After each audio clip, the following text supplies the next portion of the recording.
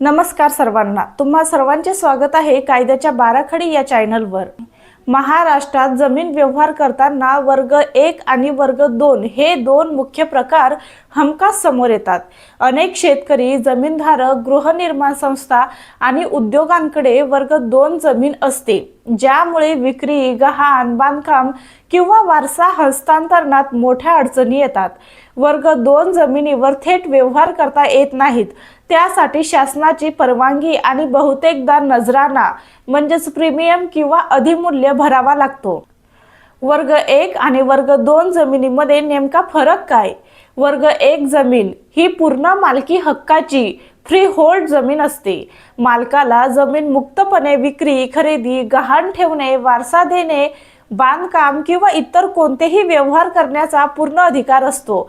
यावर शासनाचे कोणतेही प्रतिबंध नसतात। वर्ग 2 जमीन ही अटी शर्तीची रिस्ट्रिक्टेड जमीन असते। शासनाकडून इनाम, पुनर्वसन, भूमिहीनांना वाटप, भाडेपट्टा किंवा लीज होल्ड, माजी खंडकरी शेतकरी, स्वातंत्र्य सैनिक किंवा विशेष योजना अंतर्गत दिलेली जमीन यात येते। यावर हस्तांतरणात किंवा बदल करण्यासाठी जिल्हाधिकाऱ्यांची परवानगी आवश्यक असते।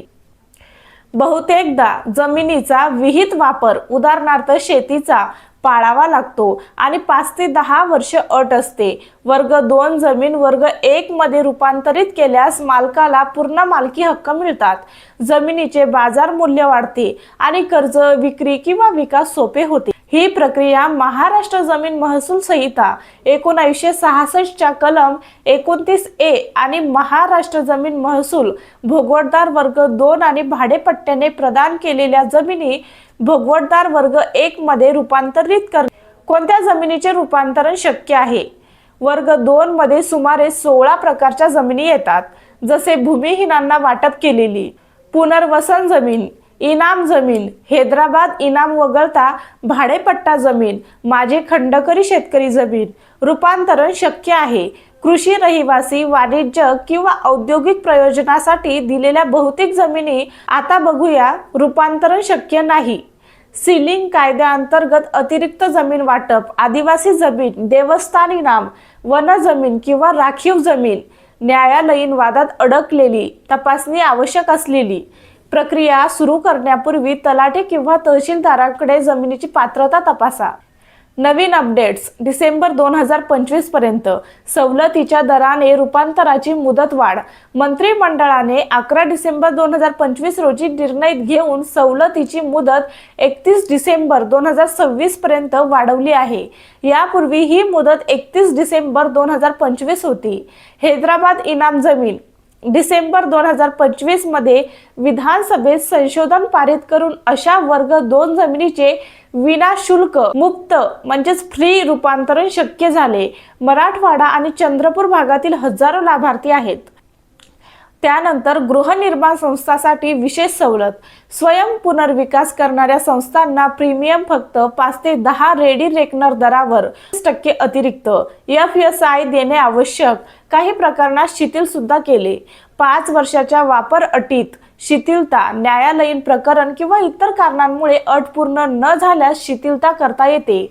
त्यानंतर इतर बदल, तुकडेबंदी शिथिल, डिसेंबर 2025 विधेयक, सनद, अट रद्द इत्यादी। ही सवलत चुकवू नका। 2026 नंतर प्रीमियम 60 ते 75 पर्यंत वाढेल। रूपांतराची संपूर्ण प्रक्रिया स्टेप बाय स्टेप बघा। आता पात्रता तपासणी। महाभूलेख पोर्टलवर 7/12 उतारा डाउनलोड करून वर्ग 2 असल्याची खातरजमा करा। तलाठीकडे चौकशी करा। अर्ज कुठे आणि कसा करावा?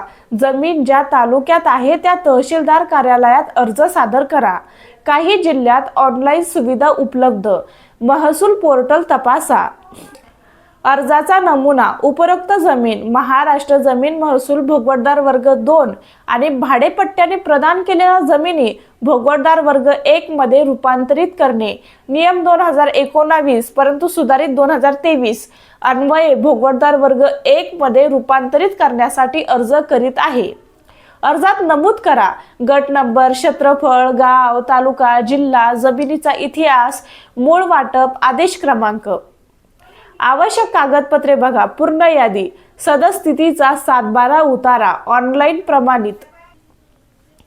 8 उतारा, फेरफार नोंदी, म्युटेशन एंट्रीज, मूळ वाटप आदेश किंवा भाडेपट्टा करार उपलब्ध असल्यास, त्यानंतर ओळखपत्र, आधार कार्ड, पॅन कार्ड, निवडणूक कार्ड वगैरे, त्यानंतर रहिवाशी पुरावा, रेशन कार्ड किंवा डोमिसाईल, त्यानंतर प्रतिज्ञापत्र, ॲफिडेव्हिट, जमिनीवर वाद नाही, अटी पाळल्या आहेत, विहित वापर केला आहे, जमिनीचा नकाशा म्हणजेच village map, no objection certificate म्हणजेच NOC, कर्ज असल्यास बँकेचे, न्यायालयीन प्रकरण असल्यास कोर्टाचे आणि इतर, पासपोर्ट साईज फोटो, अर्ज फी चलन, त्यानंतर सर्व कागदपत्रे तलाठी किंवा गॅजेटेड अधिकाऱ्याकडून सत्यापित करून घ्या.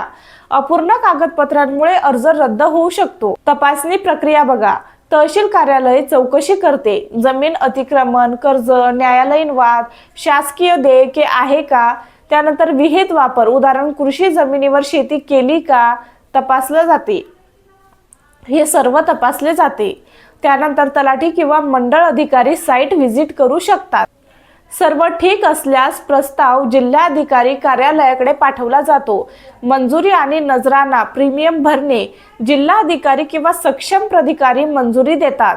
नजराना कसा ठरतो? रेडी रेकनर म्हणजेच वार्षिक बाजार मूल्य दरावर आधारित असतो.